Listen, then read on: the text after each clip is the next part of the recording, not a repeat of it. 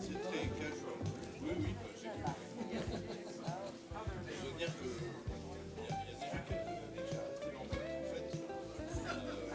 Ça s'est perdu.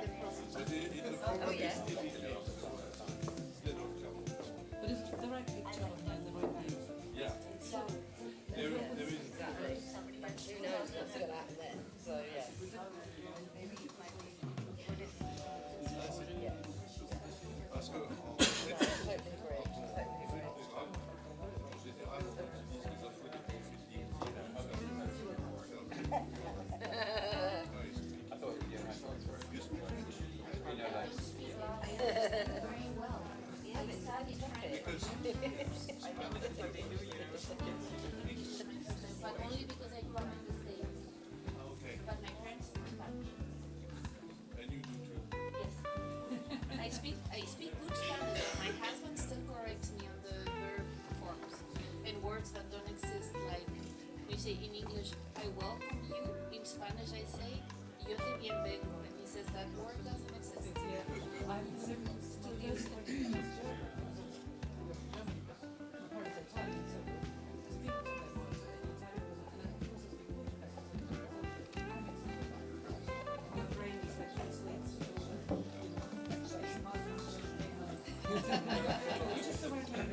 Sometimes if I speak to someone German,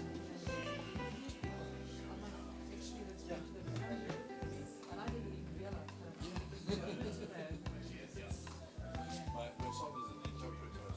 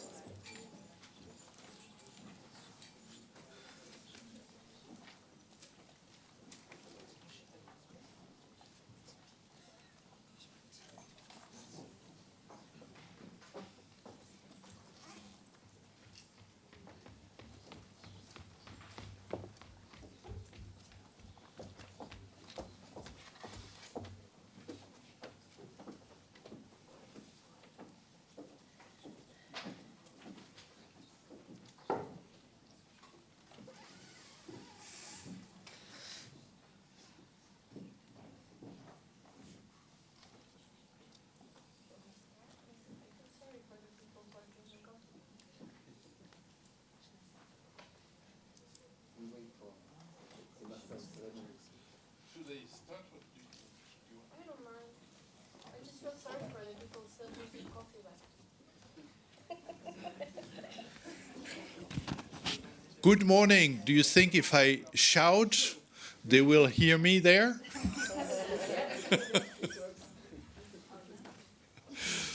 Okay, good morning and welcome to this last session or the last morning of the conference. We will have two very packed sessions about a very complex topics, genetic data. So the first session will be more about well, what genetic data is. So we will see very different point of views.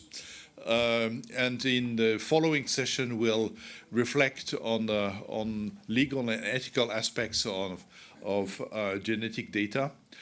So without further ado, I will let the floor to Veronica and her panel. Please. Thank you. So the presentation is right there. Good morning, everyone. The first question that I have is, can you hear me well? Wonderful. So we're going to discuss genetic data. Last year, we promised that we would have a day to discuss genetic data because it's a different kind of data. We're not speaking anymore about health data, but genetic data. Before I go into my presentation, I will very quickly introduce myself. I work on genetic data. I have been working on genetic data for the last 15 years. It's my favorite kind of data because it's very complex. And since I am the person that is always telling my clients, this is not health data, this is genetic data. Do you have samples? Then one can extract genetic data from samples. So we need to look into this.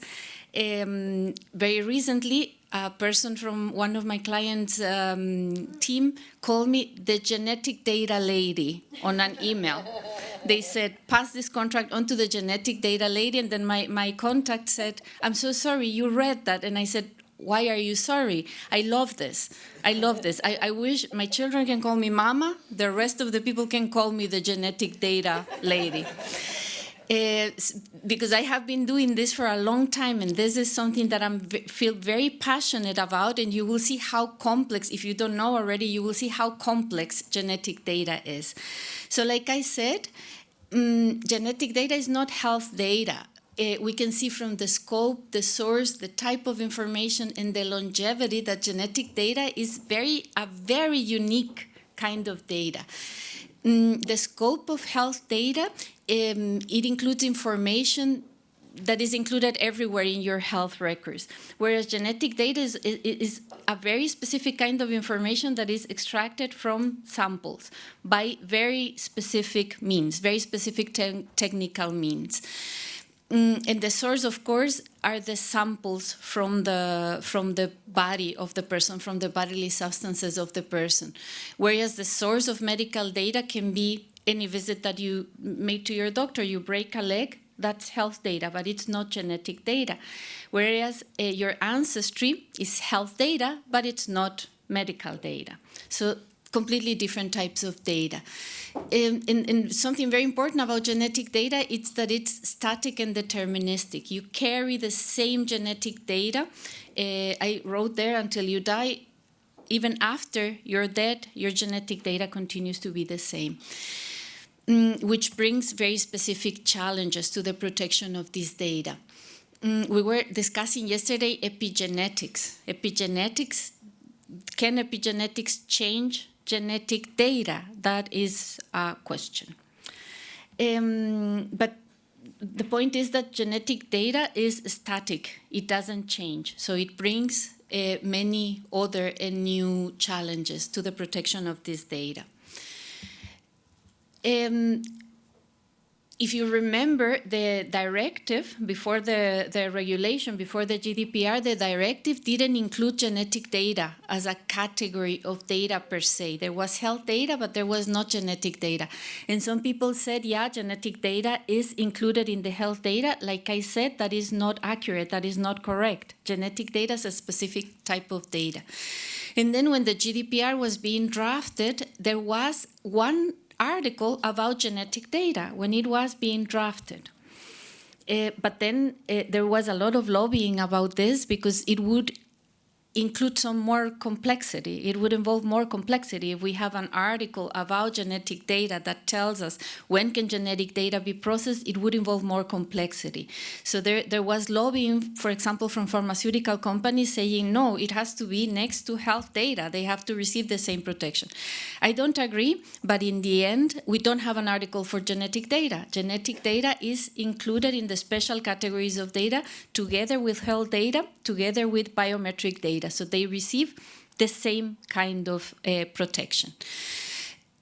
Back 15, 20 years ago, when I was writing my doctoral thesis, this concept of genetic exceptionalism was very contested. There were people saying genetic data is not exceptional. It's just like health data. And it was very contested. I don't think it is contested anymore. I think that genetic exceptionalism is a fact. Genetic data is a different type of data and requires a different kind of protection. And why is this so? Because, like I said, it stems from genetic material, so the source is different. It refers to the biological group of the data subject or the proband. When we are discussing samples, we speak about the proband. And as Shashi she's sitting here in the front, very interestingly presented on her talk 2 days ago, it refers to the biological group, not only to the family, which is already a problem in the protection, or a complexity, if not a problem, in the protection of genetic data, but it refers to the biological group. And not only to the biological group, but to the community of the data subject, as we saw in her presentation. We discussed the case of the Ashkenazi Jews, for example, where they share a gene pool. And this is a community. This is not a family. This is a community. So even more complexity. Genetic data is static and deterministic, like we said, informs about future risks. This is very important. Not only if you have an operation that is something episodic, it happened, and then it doesn't happen anymore. But genetic data is deterministic and it's static. It stays like that. And it informs, like I said, about future risks. And this is very dangerous from the point of view of the protection of genetic data. And as Eric will tell us later, it can't be anonymized. Genetic data can't be anonymized. And this brings a number of complexities. If it stems from genetic material, we need to protect samples. So when we see a consent form or a protocol of a clinical study where samples are being processed, we not only have to think about the medical data that could be extracted from those samples, but also about the genetic data that could be extracted. So whenever we see that samples are being collected and processed, we have to remember genetic data and apply other types of controls. It refers to the biological group. So what is the complexity here? That transparency, rights, and consent needs to be obtained more broadly. Not only the data subject will be impacted about the processing of her data, but the family and the biological group. How do we inform the family? How do we inform the group? It usually depends on the data subject. Who do they call their family? Who can they inform? Who can they say is their family? And Tanya will tell us about it later.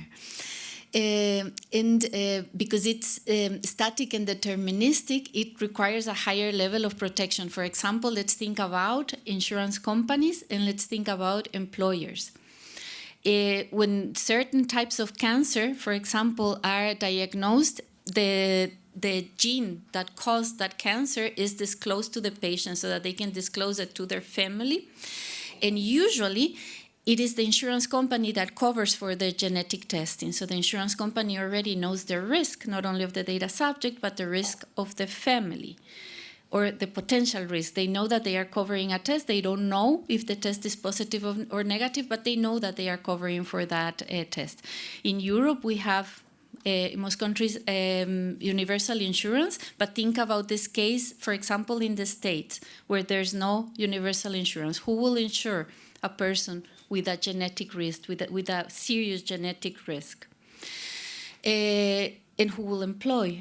There had been cases in the United States where even people who had, there's a very famous case about a person with schizophrenia.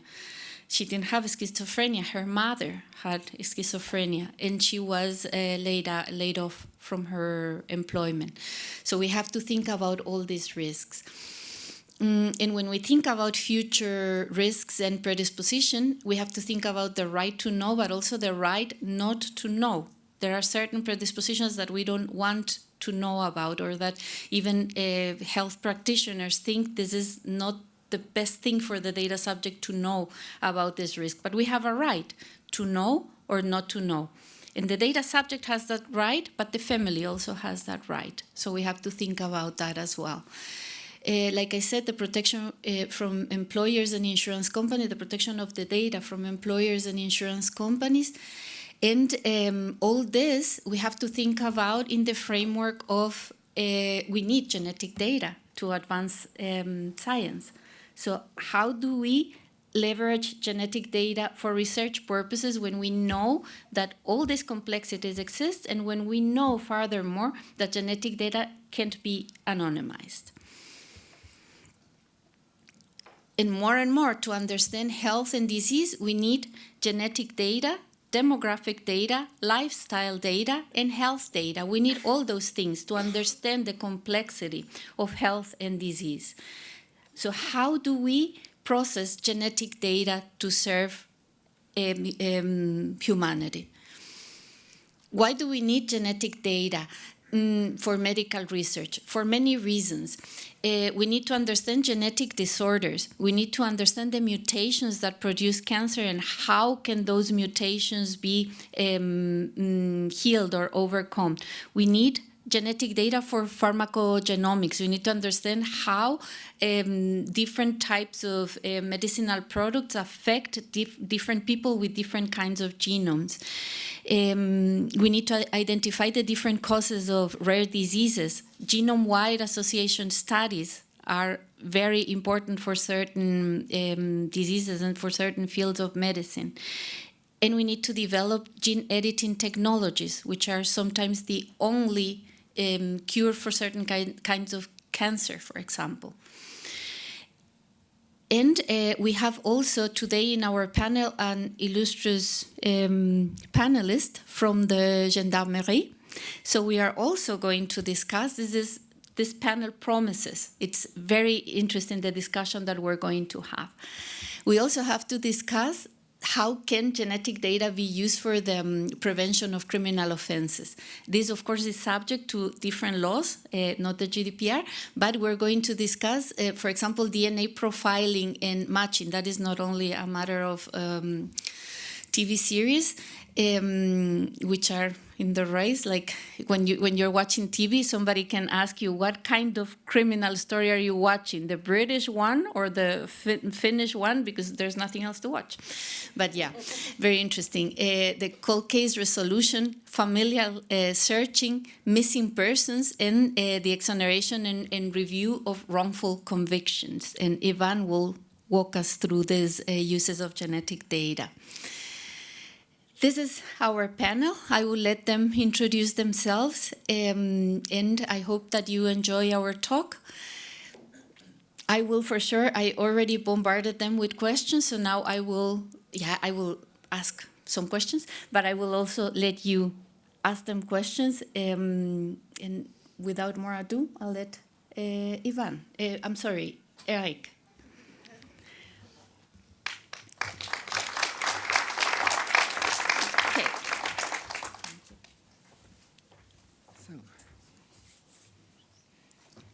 Good morning, everyone. Thank you for being there, for having this lecture on genetics. But I hope you can participate to the discussion just after. Here we are. So I'm Eric Boucher. I'm an IT expert at the CNIL, the French Data Protection Authority. We published a book about genetic data a few years ago as a CNIL. Maybe the only book ever published by CNIL, but well, you still find it on Amazon if you need. And I will try to mainly more ask questions than bring answers, but it will help foster the debate about how do we articulate genetic data and GDPR. And because of all these particular properties that Veronica has highlighted, we face some really great challenges to handle this particular data in a lawful way. For example, information and consent on individual level. As Veronica said, genetic data are permanent. They don't change in your body, mostly during your whole life. And even after death and very, very long after, we now have DNA archaeology, which is possible. With all the first human fossils, you can extract DNA, amplify it, and so now reconstruct the DNA of human history. So that's really quite permanent data. And about that, also another thing that is sometimes misunderstood. Cancer cells, which is really an important research, are mutated cells, which means that something goes wrong with their DNA. The programming has a few errors in the code, if you want. But anyway, it's very, very located mistakes in the code, like a few letters in a whole book or a few lines of code in a whole program, which means that mutated cancer cells, in fact, retain quite 99% of the original patient, of the original, your original DNA, which means that those cells are still completely individual and personal. So that's a problem, for example, because mutated cancer cells are often renamed immortal cell lines, and they will be used in laboratory for testing drugs. And so they are really important because they are the biologic materials that you use for drug testing. But you have to remember that those cells come from a patient at the original, and their DNA, the DNA of this patient, is still in there. Slightly different, but you can still re-identify if you try. And the problem is that nowadays, when you buy those cells, because of course you can buy them, it's, I would say, standard laboratory material, biological material, you always know, you can even ask to have the full DNA sequence when you buy those cells. So this DNA sequence is personal, very personal data. And so the question is, with all the laboratory using those cells, do they re-inform the original patient or their family? Mostly no, I think, but this is really a challenge. And we are talking about family because, as Veronica pointed out, genetic data is shared. The simple law is that each children has half their DNA from each parent, half of each parent's DNA. And this means that there's a high level of common DNA between siblings, between cousins, between parents, grandparents, grandchildren. So this inheritance is really quite simple, but this means that when you have a DNA sample, you have DNA sample which is common to all the relatives before, after, and horizontally in the same family. And then again, when you process this DNA, how do you inform the relatives and to which extent can you do that? And knowing that some data subjects, I would say, aren't even born yet, because DNA, then again, is quite stable even in a population, even in a family. And so that's also a very big difficulty.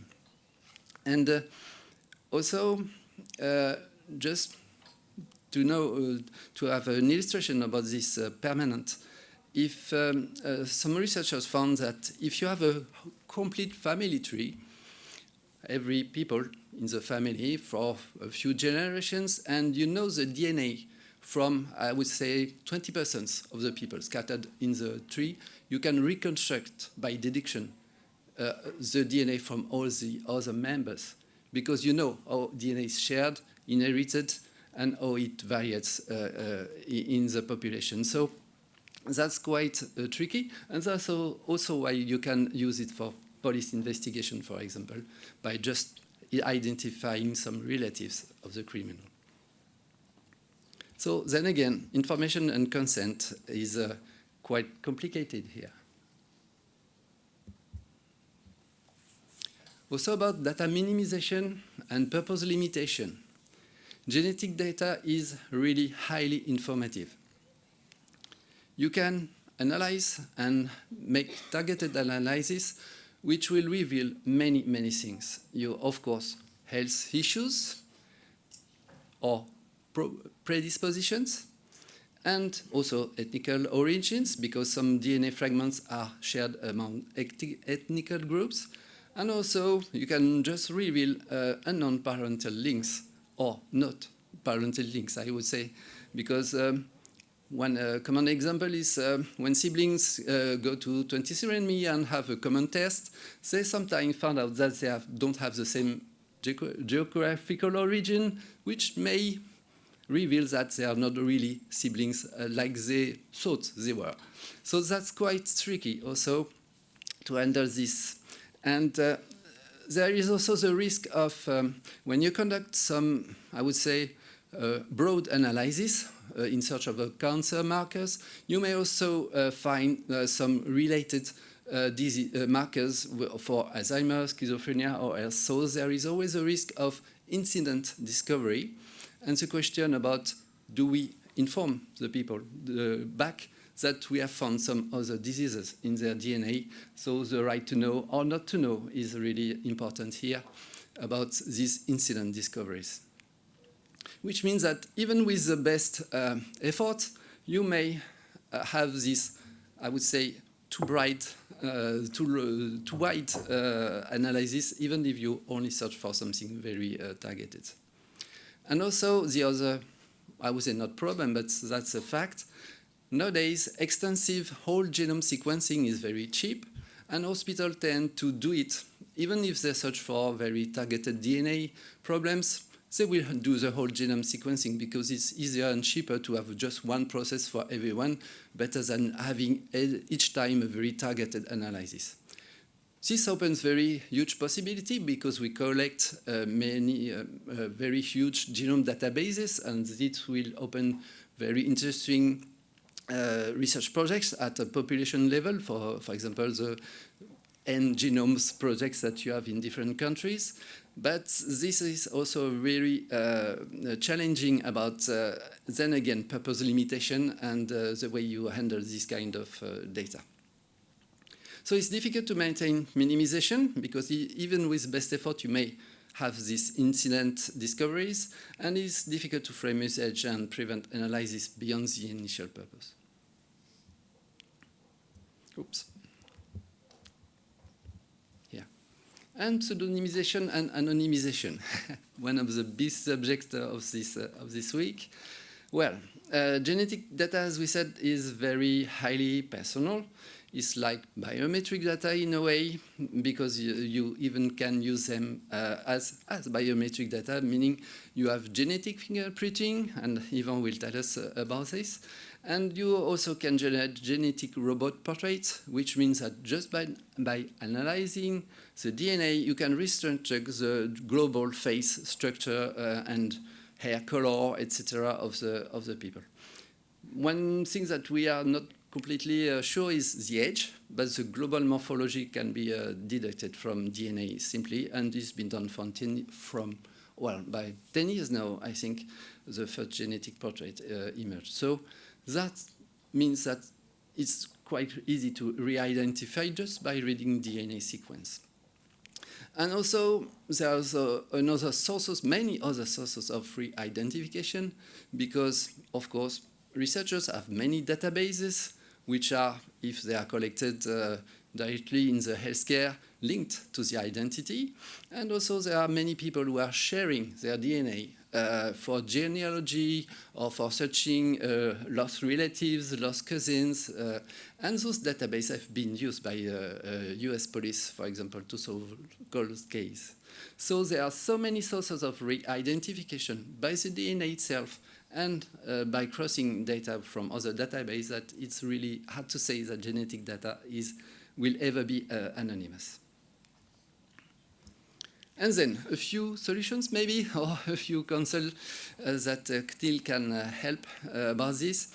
CNIL has published a framework about handling health data warehouses for research. And well, it won't be a surprise that we recommend that whole sequence and detailed genomics should be stored separately from the core of the data warehouse, from the data lake if you want.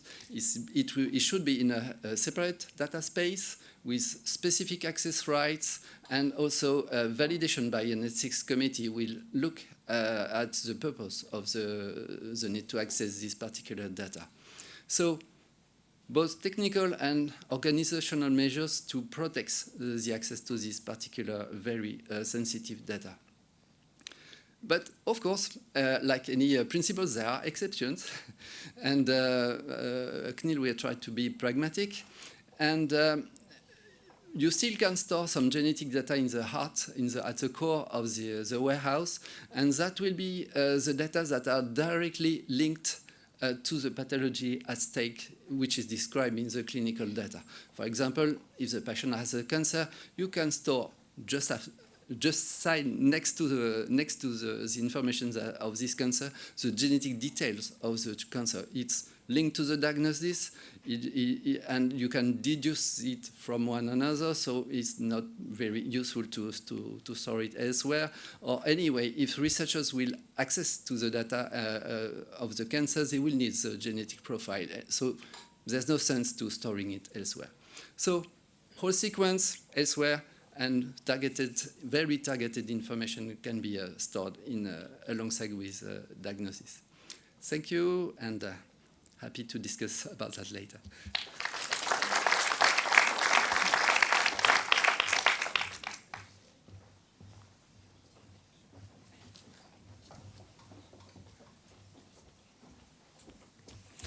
Good morning. Is that too close?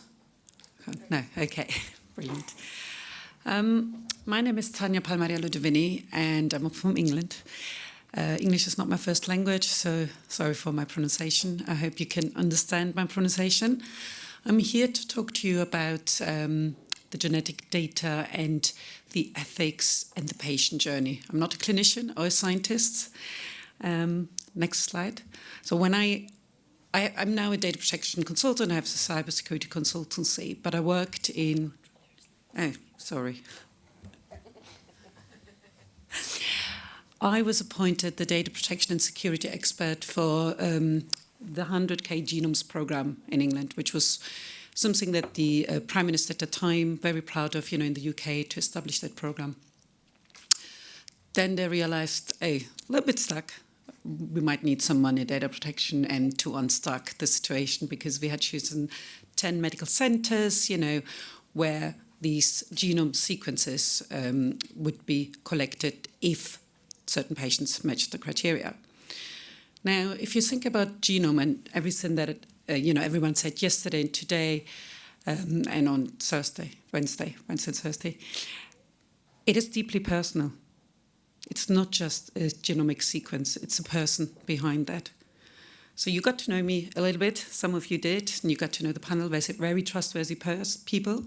If I asked any of you now, I come up and I swab your mouth, would you give me your DNA? It's a serious question, would you? Probably not. Probably not, depends why. You would want to know what am I going to do with it, right? Because you're like, well, what's you going to do with it? Where's it going to end up? It's my personal DNA. So we need to think about that when we think about genetic data and what researchers want to do. I'm all for innovation and saving lives, but we also have to understand the impact, and that's why, the lady talked about anonymization and how that even anonymized data set can impact people. Genetics in that is even higher. So what excited me about this is that the objective of saving lives and that the research would be able to do that later on. So data protection people normally don't really, they're very much in the background, but we drive on being the people's voice, right? So yes, it's about legal compliance, but the law had a purpose. It wasn't just, we need to comply with the law. We need to comply with the law because the regulations are there, but the law was created to protect the people. So that's where I'm standing from. I want to see the patient journey. So when I started with sitting around the table with all of them and saying, talk me through the patient journey. What are you trying to do? Why is it so difficult? And the issue was consent, by the way. That's how it started. That's how they realized they needed someone. The issue was consent in all of this in the beginning. There was some other contractual issues, because Genomic England was a privately owned company by the Department of Health. All politics, we don't need to go into that, but there was a lot of public interest as well on the privacy things. So I sat around the table and said, talk me through. And they said, well, someone obviously has gone to the GP with symptoms or no symptoms for whatever reason. They got some testing done. Then obviously they're going to go there and, or they get a text saying, oh, you need to come in, your blood test is back. They don't know nothing. Now, they might already be worried because they had symptoms or because cancer runs in their family. So they're already very distressed before they even go to the stage where they're going to be told they have cancer. They still go with the hope, oh, it might be nothing, it's fine. They go there, they sit there, and then they say, you have cancer. Now, some people, they might switch off at that point. They might think, what am I going to tell my children? How dangerous is it? Am I going to die? Is there any hope? You normally always go in with hope, but also very distressed. So now they're going to be referred. There's a lot of waiting. They're now sitting at this clinic, the clinic that has been chosen of one of the centres to check patients for certain criteria to be eligible to be enrolled in the genome program, which was a very important, innovative program to save lives. So I'm not minimizing that importance. I'm all for it. But this person is sitting there now, hoping that they can be cured, hoping that it's not going to be too bad, right? Are you at that point that nurse, doctor, whoever is dealing with them has identified, oh, they're eligible to take part, the DNA, the sequence, the genomic sequence, we can use that for that program. Now, this person is sitting there. They're not thinking about the public at large. They're thinking about them and their family, right? So for them to be eligible, it means there's a problem that runs in the family. And whatever they have, the children might have. If they die, the children might die. Or anyone else around the family. So that's the eligibility criteria. For the genome, it was that eligibility. You have something that it is running in your family. So they're sitting there, and are you then going to want to know, oh, by the way, you have this rich data set in your body that you can save lives? I don't think so. This is what the first discussion. When are we going to ask these people who are eligible to take part in something very important, but at that time, it's not the best time. So we talked about how would you want your mum to be treated or your daughter if this happens. And I said, well, they have to come back. They need treatment. We don't know if we can cure them, but we can prolong their lives. So we're going to do it in stages when they feel better. Because at that point, people cry, but they have capacity. Because they said, oh, but they have capacity. I said, yeah, I understand they have capacity, but they're distressed. And when you're distressed, you don't think straight. They need to think about it. They need to think about what it means to give the DNA sequence to that. They need to think about what it means for the family. Because it wasn't just to enroll them, but it was also to enroll the family and get samples from them. And you don't know if the family would want to know or if they want to be happy with that. But that was the whole ethical issue as well, and where this consent issue came in. When is someone capable to give informed, explicit consent when they're in distress? You just want to be treated. You just want to be told it's going to be fine. So we developed really good material and kind of pathways, but also with exceptions, because you can't say that the next time a person is better. So we had to put safeguards in. And obviously the clinicians sitting, or the nurses sitting with these patients, they're very empathetic. So we said they will use good judgment. So we weren't like saying you must because you're eligible and you signed a contract. That's not how it works. Of course, we had the legal framework, so that was already all kind of established, but it was the mechanism behind it. How are we going to do that? And then the next step was contracts and all of this. There were other things. It wasn't so much GDPR. There was a lot of other things there which we had to sort out.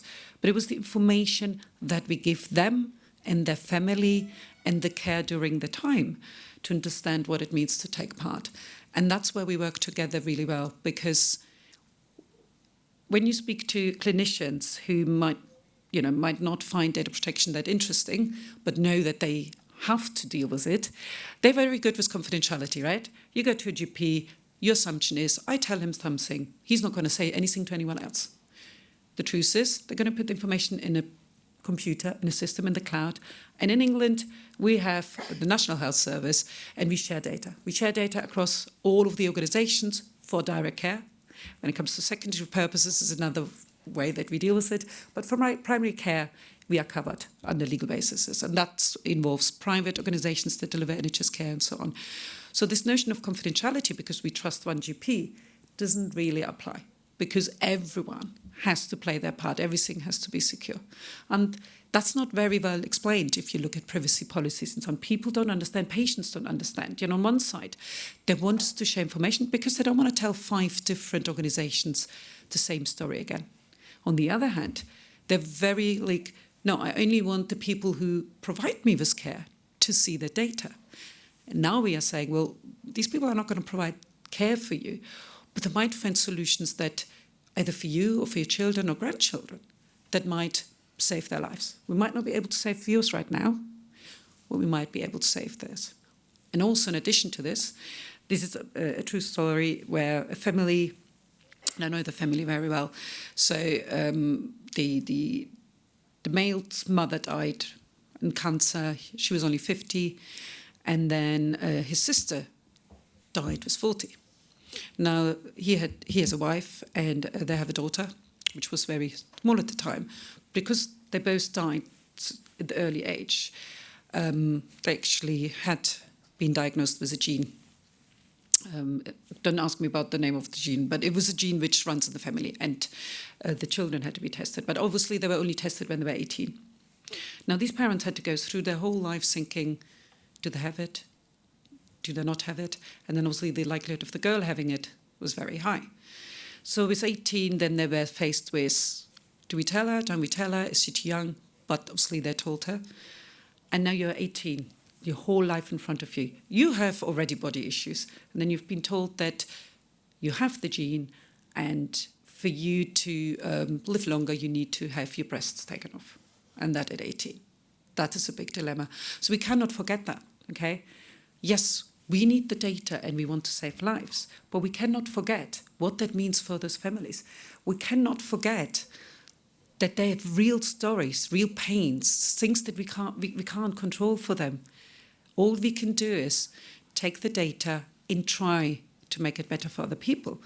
But the people that actually are giving us the data, we might not be able to help. And we can't forget that.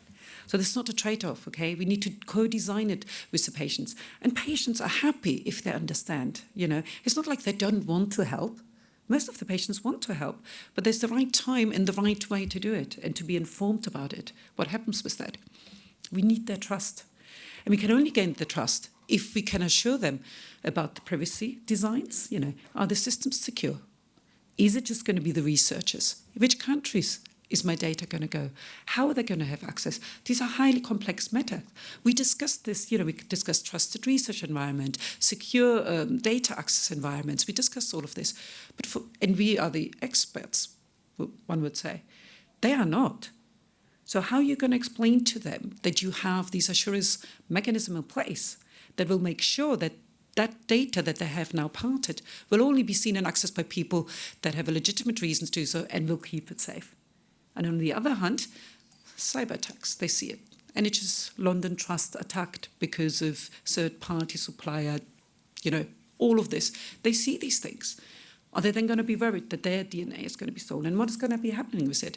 Your DNA in the hand of criminals. That's the last thing you want. You all just said, you would maybe potentially give it to me depending, but you wouldn't just let me put it in my pocket. You wouldn't want to know that I keep this DNA that I just took from you safe, right? You would want to know that I know what I'm doing. So how are we doing that? That's why we need to get better. In the genomics program, I would say we did that very well.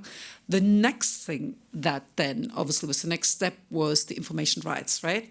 I look at so I actually wrote a book on genomic sequencing because I was like, I'm going to be in a room full of scientists, and I don't know what, when I look at a genomic sequence, it's fully anonymized for me because I don't know what I'm looking at. Unless there's a name against, then I know that's the genomic sequence of that person. I don't know what I'm looking at, and that's not my job. But there are people that will know. So I bought this book and I was like, oh, it was very interesting, but oh my God. Okay. So we went in and then we discussed about information rights. So what if a data subject asks for, a copy of the data that they gave you? And they're like, well, they can't do anything with it. And it's like, yeah, but in your privacy policy says you have the right for a copy of your data. And you know what? It happened. Someone said, I want a copy of it. And then they came to me and said, this is really complicated. It costs lots of money. And I'm like, but I discussed this with you. I said to you, if you are saying to them that they still can uphold their rights, you can't then later on say it costs a lot of money, it's useless to them. That's not your choice. You told them they can have it. So you have better make it work. So again, we went through it and all of that, but also about talking to the person. When we give you this copy, this is your DNA, this is your life. You then have the responsibility to keep that safe. But we tried other ways, like, why do you want it? Is there anything we can help with? So there's things you can do with data subjects. So everyone really has a shared responsibility to make it work. Whether it's the researchers, the people who collect the data warehouses, the suppliers, they need to make sure it's not just a contractual clause. You must comply with GDPR, you must comply, you must have technical measures in place. It has to be real, okay? And we need to look after that. As important as the objective is as important as you can assure the people who give you the data. If you lose their trust, they're not going to engage. They're not going to want to. And we see that all of the time in other programs, especially in the UK, because we obviously, the National Health Service, and where we have the national data sets, where we engage with pharmaceutical or commercial companies, the first cry out is, they're selling our data, which I can assure you we don't, but this is what the public thinks. And then they don't want to. We've seen this during COVID in the UK. They felt really it was invasive. The Secretary of State had to issue directions to cover us that, in the hospitals and whatever, to share this data. We didn't feel happy about it and confident, but we knew we had to do it. Number 10 was knocking on our door and said, we need the data from the national centre. So that was very difficult, but it shows you that people care about their privacy and their data, and they don't trust the government. They don't trust the government because they haven't received the transparency they deserve.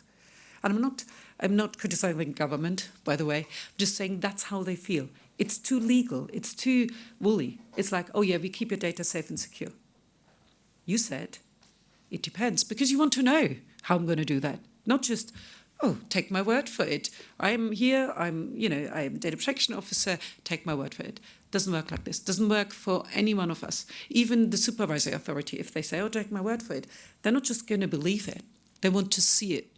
And that's how we need to engage them. That's how we need to go out with information leaflets, with privacy policies, with talks. What do you want? Engage with us. The trust is the foundation of it all. The trust of the public is the foundation, and you all know that, whether you're pharmaceutical or in hospitals. Some people, you might think, I had someone saying to me, they never had a complaint, they never had an issue. And it's like, because the public thinks that you know what you're doing, therefore they haven't asked. Do one mistake, and they will be all over it, and they will not trust you again. They won't, because it's deeply personal. We're talking about the most personal data. This is your makeup. This is you.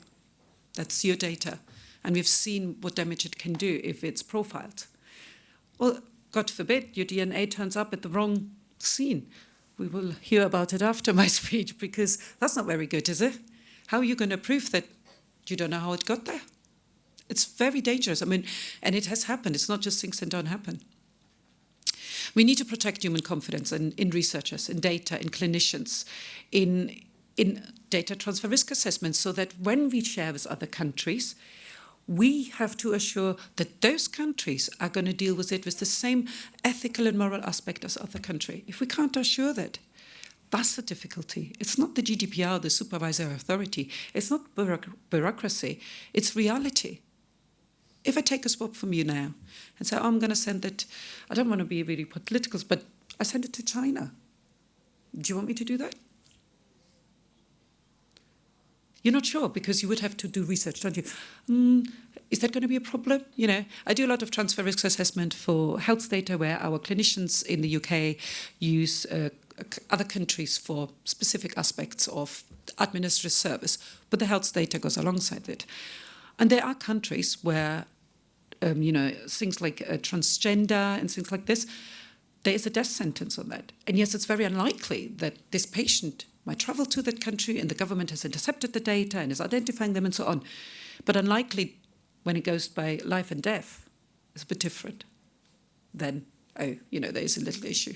So it's a risk-based approach. Think about who has access, how much guarantees you can give them. Nothing is risk-free, and that's impossible to be, but it's a risk-based approach. And it comes about trust and protecting the people. We are here to save lives, not to harm lives. Sorry. So this was the outcome. Hundreds of patients in the gene study, they were obviously diagnosed and they were very happy that it's, for example, in the case of Terry said, I'm very fantastic that it stops with me. So they got reassurance. And that wouldn't have been possible without this Genomes project. And it started in 2013. And these are the considerations. We must collaborate with others and consider knowing one's genetic risk may cause stress, anxiety, and obviously assure and make sure that everyone participates in design of privacy. And that's it.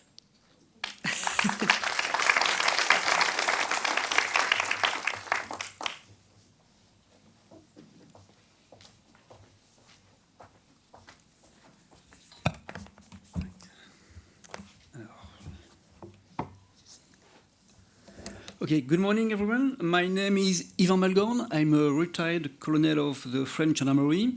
I spent a big part of my career in the Forensic Science Institute of the French Gendarmerie. I finished as I was commanding the Human Identification Criminalistic Division, where there was a biology department, fingerprint department, thanatology, ontology, blood pattern stain analysis, and odontology. I don't remember if I said it. So I'm going to talk, and then I went to the other side of the force, conducting criminal investigations.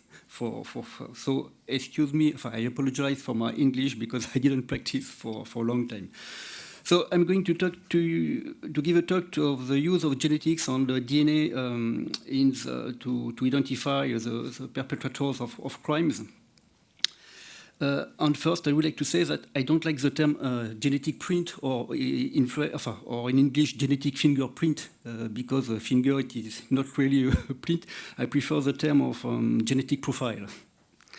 So to identify the perpetrator of a crime or an offense, we have to prove that he has been in contact with the victim or with the crime scene. For this purpose, DNA is one of the most powerful tools and has been used since the late 80s. The idea,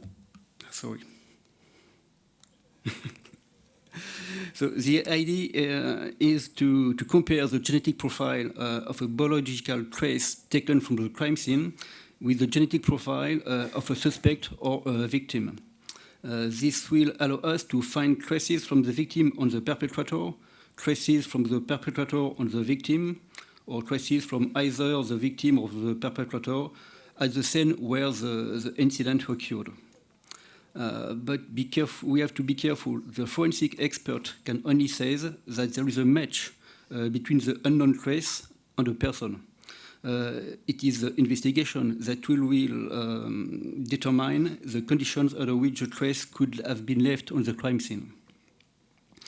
So the expert will not say that Mr. X killed Mr. Y, but the DNA of Mr. X and that found at the crime scene are identical. And the probability that by chance another person, another people has the same DNA is the frequency of occurrence of the specified profile in the population. And when the DNA is of good quality and all the region analyzed has given a result, this value will be 1 in several thousand billion. Just to say that we are working, and it's written in the law, only on non-codant areas of DNA. We use a short tandem repeat, STR, that are very conserved in all the population. And we also use, of course, the national DNA database when there is no suspect during the investigation. So we have determined a non-genetic profile obtained from crime scene, and this then it is sent to the FNAEG, the National DNA, in French, Fichier National Automatisé des Empreintes Génétiques, donc the National DNA Database. And there it will be compared to all profiles already in the database, donc to the other unknown traces and to individuals. If there are no results when it is compared to the national database, it is sent to other European databases.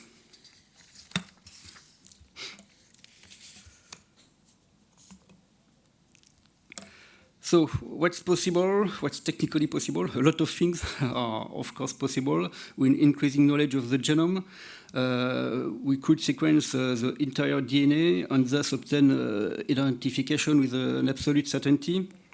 We can use mitochondrial DNA, especially for degraded samples, but the problem it is only comparable with the maternal lineage. We also can use SNPs, single nucleotide polymorphisms, that are very highly informative. But while these techniques may be used within a single investigation, they cannot be used for comparison with the national DNA database. It's also possible to use the DNA to obtain a genetic composite sketch, a portrait robot, but it is not an identification. It's only an investigative orientation for police officers. It can be very useful, but should be taken with caution, as it does not take into account some things as birds, mustaches, hair that can be dyed, or colored contact lenses. We have to take into account also the cost, the duration of analysis. Today we can get results in a matter of hours, and waiting several days and releasing a potential perpetrator would not be beneficial for the investigation. Whatever technique is used, we must not lose sight of the interest of the investigation and weigh the cost-results ratio. While no expense is spared in cases of murder or rape, it would be unreasonable to spend thousands of euros on a burglary, for example, where the damage is very minor. And of course, we must not forget that our goal is to compare profiles, and therefore that the techniques used today allow comparison with the profile recorded several years ago.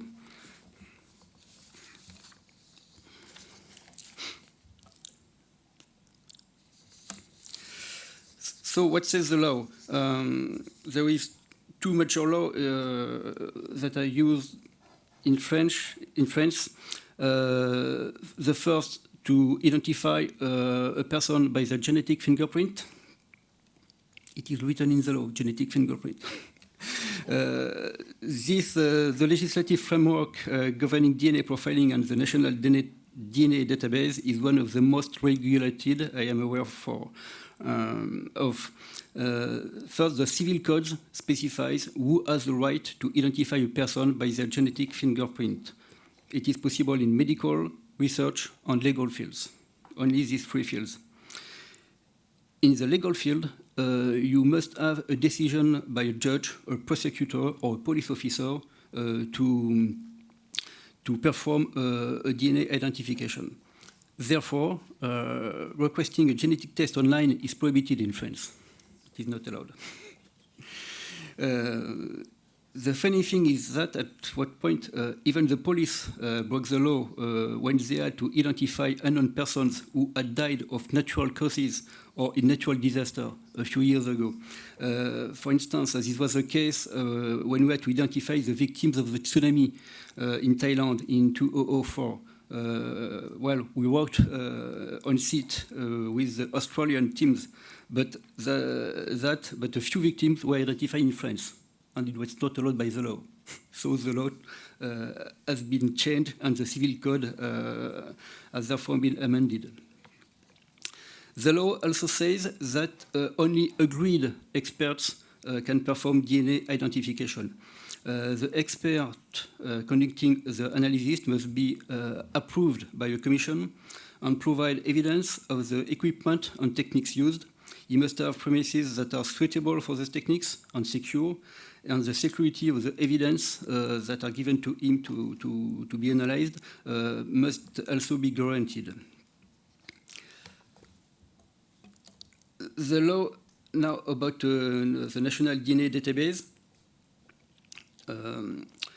This is the code of the criminal procedure which specifies what is recorded in the database and what are the criminal offenses for which the profile is recorded.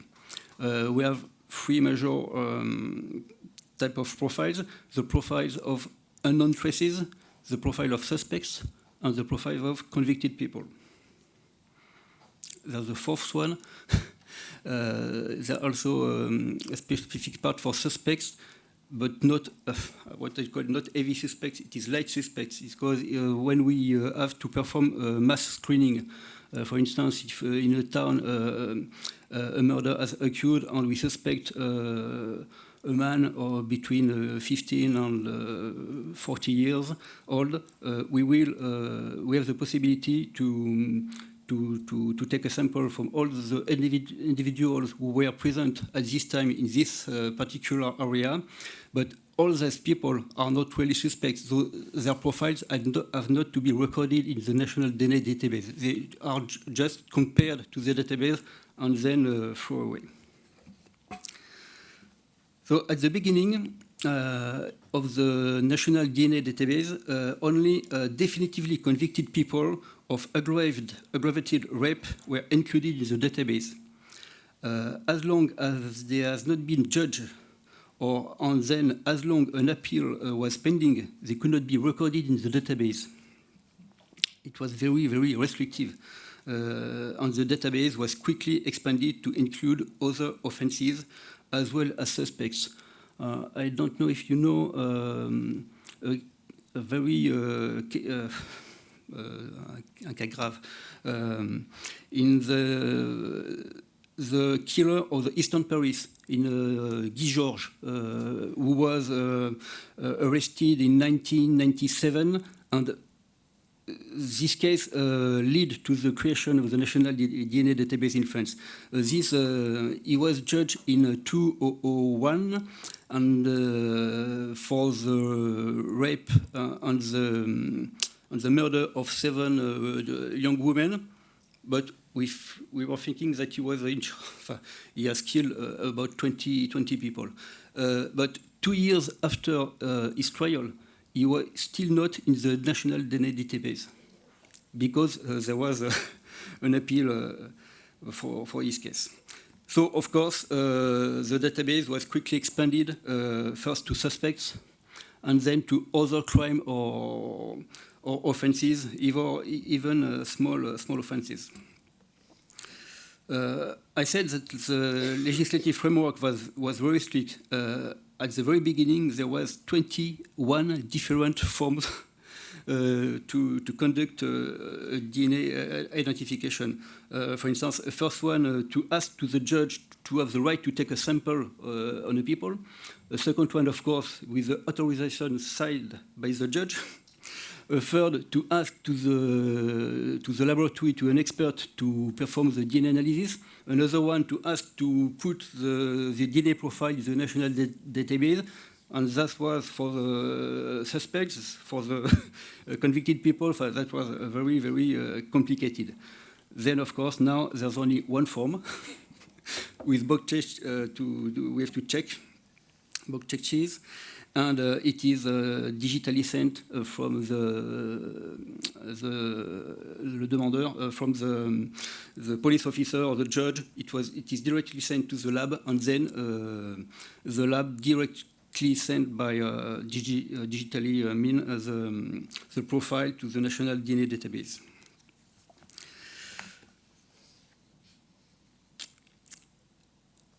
Only from the durations of conservation, the genetic profiles of trace are kept for 40 years for crimes and 25 years for minor offenses.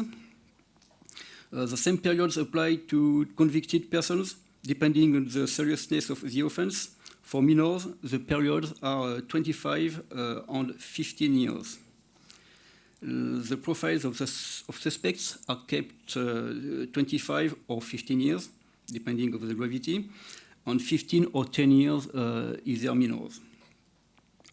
We also store the profiles of unknown deceased persons for 40 years, and those of missing persons and their relatives are also kept 40 years, or until their body are found.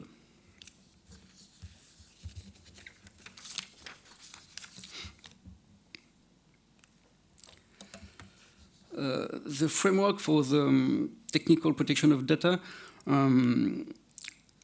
either the national DNA database, which is managed by the police, or the database used by the National Center of DNA Evidence Storage, which is managed by the gendarmerie.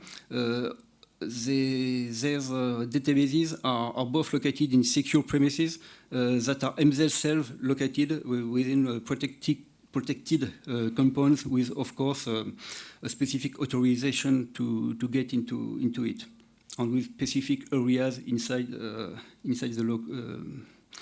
the places. Also, the access to applications is only possible for authorized persons with a very strong authentication via a professional smart card. And of course, a log of this access are stored in the specific database and can be used by the judge or by the CNIL if they had to. Now, talk about the framework for the technical protection of samples. First, please note that the unique barcode is used to identify a sample taken from an individual or at the crime scene. And this barcode is also on the form that accompanies the sample and then the profile the genetic profile. We have developed for that specialized sampling kits that have been very created for this purpose. So the National Center for DNA Evidence Storage, as I said, managed by the gendarmerie, I was the head of this center for 2 years, is dedicated to the preservation of seals that have enabled to the determination of a genetic profile recorded in the DNA database. The aim is to be able to carry out a new analysis at a later date for a second opinion, or, of course, if techniques evolve.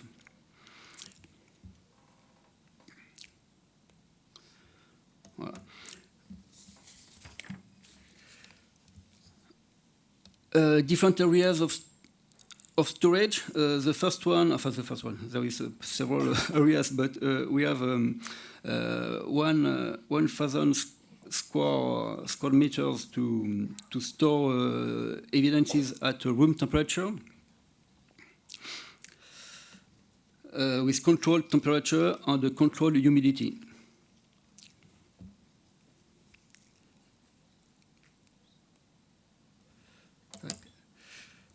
We have also 2 areas for storing frozen seals, minus 40 or minus 80 degrees.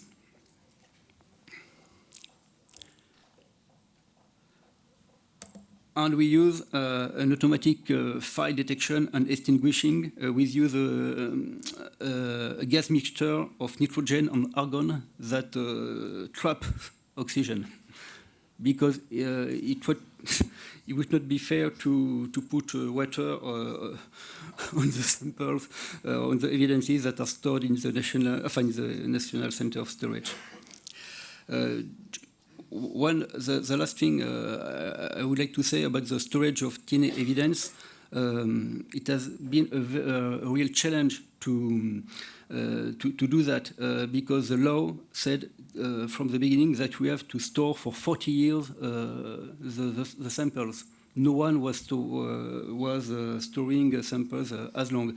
In Great Britain, they use only frozen seals. And they had many freezer to do that with a cost very high, and we said it is impossible to do that for so long. So we worked on a special sampling kit to use FTA. It is a technology developed in Australia, I think. To get a sample of blood, of saliva, everything, we transfer it on a paper. This paper is imprinted with substance that qui casse le noyau. It breaks the membrane of the nuclear, and then the DNA is going through the paper. As it is a paper, it can be dried easily, and you can store it for many years. It was used at first by American forces. They were doing a sample of all their people to be sure that when a corpse was, when a soldier or an aviator was killed and his body was coming back to America, to identify with certainty the corpse. Thank you for your attention.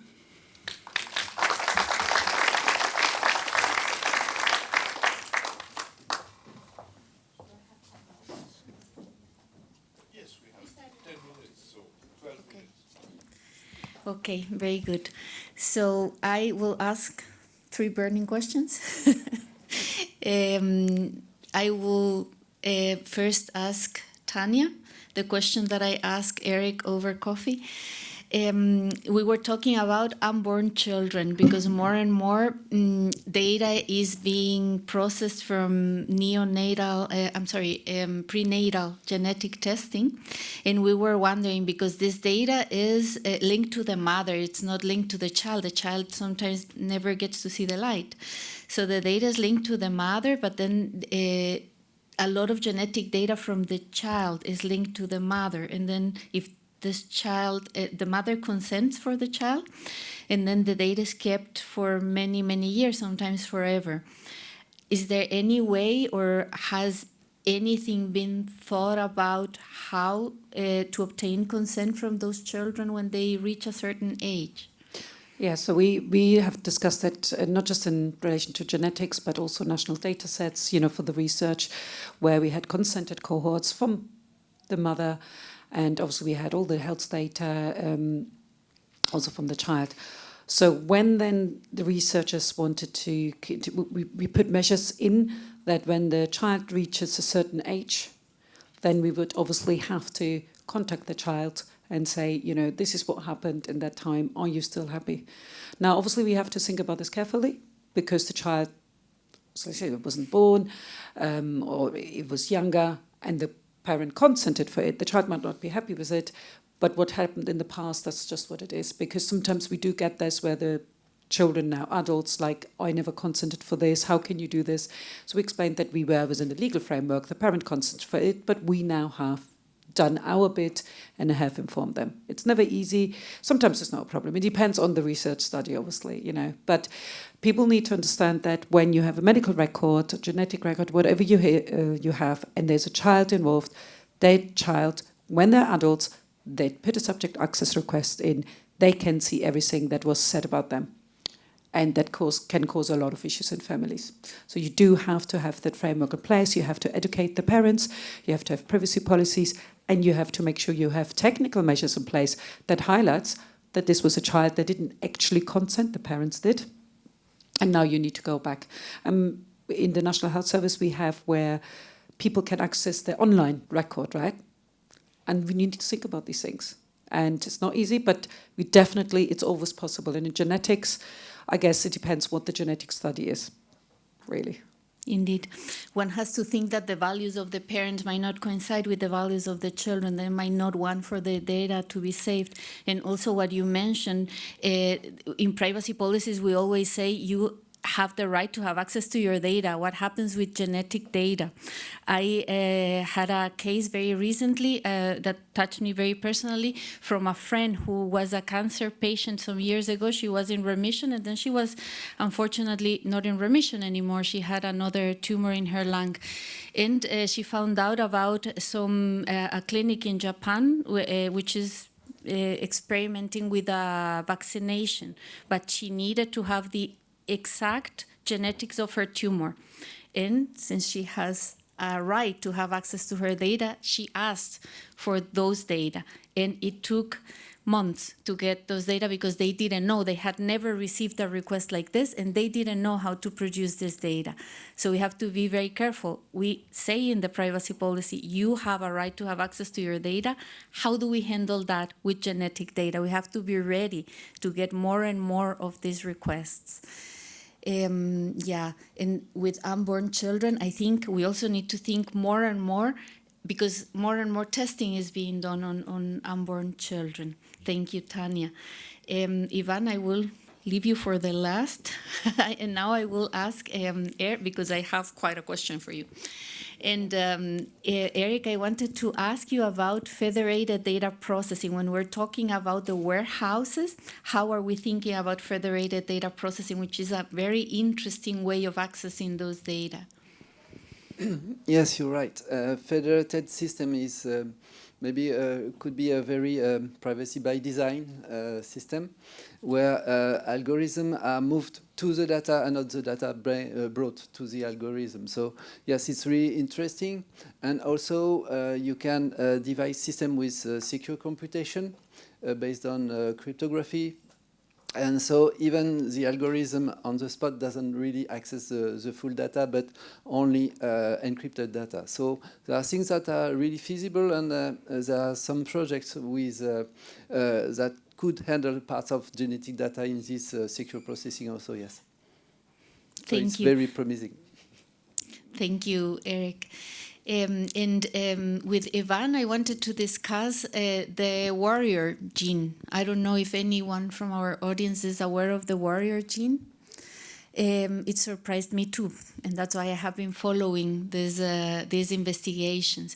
So there has been for many, many years some talk about the gene that produces aggressive behavior, very aggressive behavior. And there was first a case in an Italian court that the judge didn't accept the evidence of these genetic predisposition. And there was a gene. So there is no gene for aggressive behavior, but it seems like there's a combination of a monooxidase that produces some variations in the coding of neurotransmitters, and an actual gene that has an impact on the transmission of dopamine. We all know about dopamine, the happy hormone. And this combined, this monooxidase and this gene produce apparently aggressive behavior. And I was very surprised to find out that this test was made using the DNA database from the police in Finland. And I was even more surprised to find out that this same test was done in Sweden and in the Netherlands. In one of those countries, I don't remember which one, the test was done in the adoption cohorts to find out whether the adopted children of convicted criminals had a predisposition for aggressive behavior. I find this unacceptable, but it happened. There are studies about this. And so the warrior gene is a thing. It seems like the combination of these two factors produce aggressive behavior, and Finnish authorities go on to say that 5 to 10% of violent crime in Finland is perpetrated by people with this combination of the monooxidase and the gene. And in your presentation, you said that there are various reasons why the database could be used, and one of them was medical. I don't think this is a medical purpose, but could you imagine the French DNA database being used for this purpose? No, I don't. Thank you. I didn't heard of that, but in France, as I said, we only store very specific areas of DNA that are non-coding. So I can't understand why it is possible to do that. Perhaps they use other databases, not national databases used for police identification. But it is not possible with the national traditional DNA databases, because we only work about 20 different areas of STR. There is no information in these areas. I was indeed surprised to find out about this Finnish database, and I went back to the source and back to different sources to find this out. And the research was done on the database of the police. Yeah. Could you send me the source? Of course. Thank of course. It's very interesting, because in the abstract they mention all these other studies and the cohorts of adopted people, and in other databases from the police, which yes. Just to add something to exactly what Ivan said, the genetic fingerprints in the French database, criminal database, is really non-coding DNA. But in fact, when some even remote association of some of the profiles could be related to diseases, they have been erased from the database. So the part that was not really non-coding, I would say, have been erased. Yeah, that's always tricky, and it evolves with time, but the DNA database has been updated so that some of the profiles that could reveal health issues have been rearranged, so this information is now lost in the base. So it's really important that we have a limitation of purpose by design, not using whole sequence, for example, in these criminal DNA databases. And also just a little warning about genetic predetermination of action, etc. There's always been research trying to link a raper gene or any other kind of deterministic interpretation of DNA. And remember that even before, biometric files in the US have been used to prevent have a prediction that looking at your face, you would be a criminal or not. So that's always a very tricky part with DNA interpretation, and this kind of research can go quite quickly to grayer zones. Yes. Even if you can find some association, well, is it ethical or not to have this kind of research? And then it's not always completely deterministic. Thank you. Indeed. We have some questions from the audience. Okay. Thank you. So that was the first hand up. Thank you for your presentations. I agree with a lot of what was said. Just to bounce on what just was said, as a former cellular biologist, we see that some approaches to genomics are really reductionist. And I would like to say that the definition, the fact that the genetic data has been separated for health data, is not only because genetic data are different and because they have specific problems to be handled, as you clearly explained, it's also because they don't have the same health value as health data. And not all genetic data give information about the health status of a person. So I think this is very important. And as you said, it's even worse for behavior studies. It's quite worrying.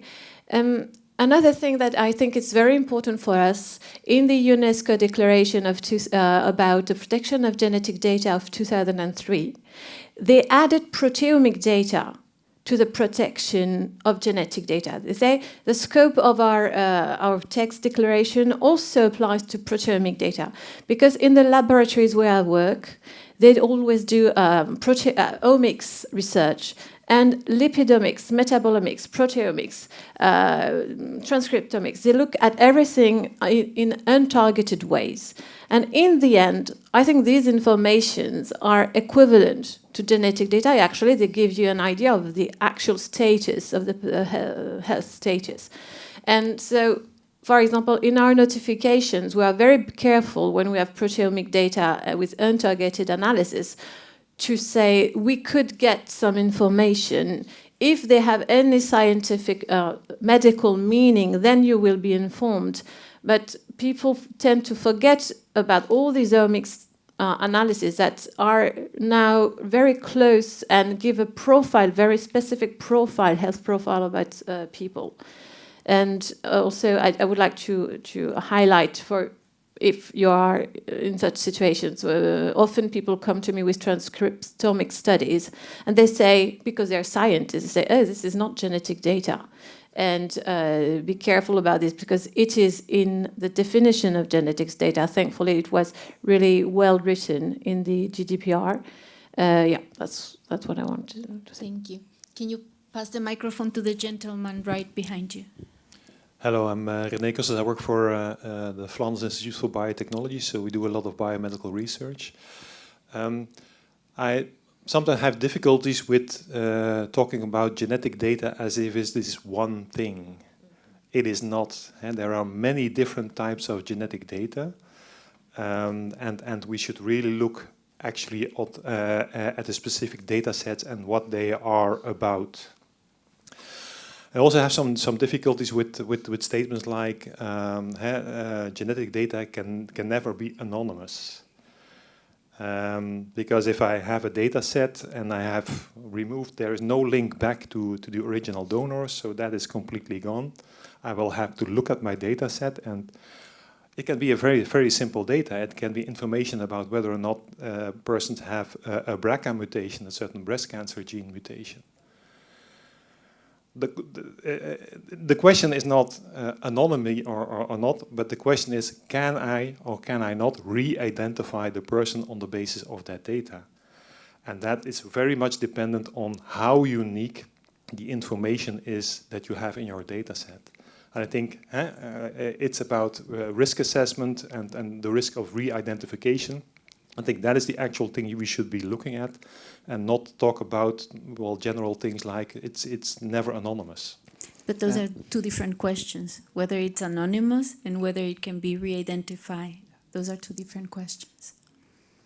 And also just to take on this, the problem is that, yes, a few years ago, genetic analysis was quite targeted because it was costly, and now it's routinely done, and as you said, it was also now is not only DNA, it's every omics and epigenetics, and so this is quite routinely done, and so there are many databases that could be used even remotely to re-identify, and also published data, the people that publish their DNA online. So that really increases the risk of re-identification, voluntary or not, malevolent or not. So that's why, of course, that's why we kept this little precision in the framework for health data warehouse at the CNIL. Of course, if the genetic information is really limited to that explaining the diagnosis, it's the same. It's clinical data for us, to simplify, because it's really linked. It's a subtype of cancer as per X markers. But if you have even a little more enlarged analysis, it will be more tricky.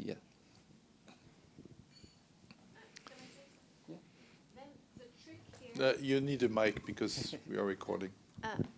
2 days ago, I gave an example of anonymization we need to do about whole genome sequencing and SNP's signature. And the trick is to transform genetic data into genetic information. And this is something you can do. You lose some value, and your scientists are not very happy about it.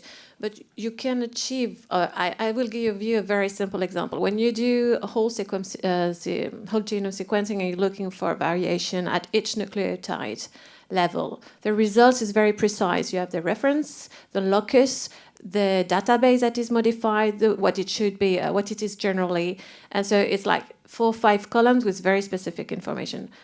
We just transformed it into, is there a significant substitution of this nucleotide or not?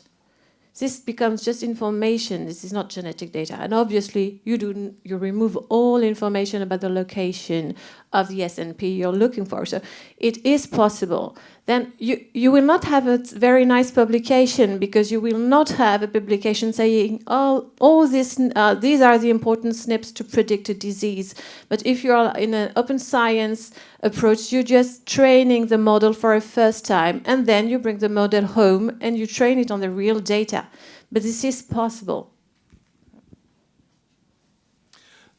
Thank you. I just want to, because we need to move on and go to the break. We have also a session about the legal and ethical implication with our last session. Well, the reason we choose to have different point of views because I think it's striking when you see the limitation and the safety around the police database and the kind of information they store. It has really nothing to do with the NHS genome database. Because there is, I found it really interesting to see this point of view, because there is a lot of fantasies around what police does with DNA and so on. What I find personally worrying is that today there are a lot of private companies that sample genetic data from all over the world over the internet in a way which is illegal in many European countries. But I know plenty of people myself, family, friends who have already sent their DNA to 23andMe and Ancestry.com and whatsoever. And if you open YouTube and look for it, you would see many Europeans have done that. And there is absolutely no control about it, which means that the data that is accumulated, as you said also, and Eric mentioned it also, there are plenty of open data sources that you can cross-check your data with. And when we think about anonymity, actually in 2019, I was presenting on genetic data with Sanofi. I was member of the bioethics committee, and our global medical director asked me to present on the anonymization of genetic data. And genetic data that we use for our purposes, which was mainly cancer research and neurogenetic diseases, where you have full genome. And you do a very open. With that, of course, if you misuse it, you can re-identify. And what Yvan was presenting about this police picture that you generate, of course, it's not a precise picture. However, when you read about it, the precision of these pictures that are created, these portraits created from DNA traces, they are more precise than the one that you get from witnesses. And you get a lot of information that allows you to eliminate a lot of suspects, for example. More or less now, with the capacity of AI in video surveillance, you could feed this kind of information into video surveillance system and identify people in the metro and so on. So I think that there are things which are still science fiction, or Yvan mentioned also the cost of doing this kind of things. The costs are going down pretty quickly. And we see that AI combined with this kind of data is a significant threat. So I think we need to conclude now, because we have only 20 minutes left for our break, and we have a last session where we will continue to discuss these topics. Thank you. Thank you very much. A round of applause for questions. Excellent. Very good. Ben, ça s'est bien passé, c'était très bien. Non, moi j'ai trouvé que c'était...